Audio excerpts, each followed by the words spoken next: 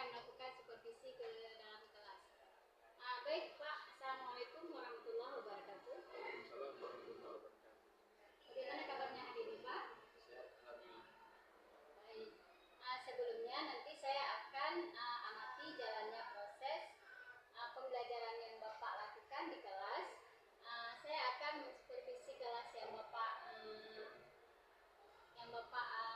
lakukan hari ini untuk mengetahui dan juga mengevaluasi jalannya pembelajaran yang nantinya Bapak lakukan.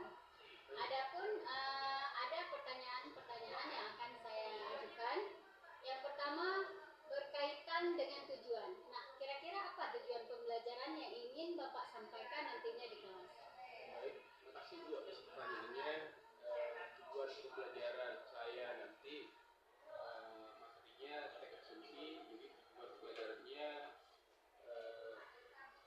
siswa dapat mengenal karangan fiksi dan karangan non fiksi melalui teks ekstensi. Kemudian yang kedua, dalam pembelajaran itu juga akan diajarkan pada para siswa sistematika dari teks ekstensi. Demikian. Oh, berarti nanti akan Bapak tujuan pembelajaran Bapak yaitu karangan fiksi dan non fiksi. Kemudian sistematika Dari teks ekstensi. seksi Bapak. Iya. Nah, kemudian yang kedua, bagaimana dengan area pengembangan yang ingin Bapak capai atas pembelajaran Bapak nantinya? Baik, terima kasih. Saya nanti akan mencoba dua aspek, tapi dua-duanya dari aspek kognitif, yaitu menganalisis kebahasaan teks resensi setidaknya dalam dua karya yang berbeda. Jadi bisa teks resensi buku dan teks resensi film. Kemudian menentukan sistematika teks resensi itu sendiri. Demikian. Berarti aspek dari area pembelajaran Bapak hari ini yang pertama menganalisis teks dengan yang menganalisis teks yang berbeda dengan buku dan film. Oke. Baik Pak. Kemudian apa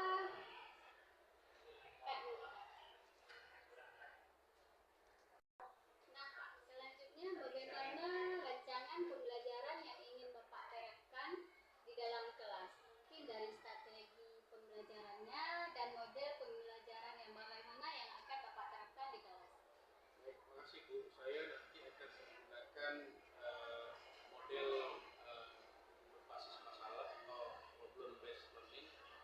Kemudian dengan pendekatan berbasis TPA-CK dengan metode diskusi, tanya jawab dan penugasan.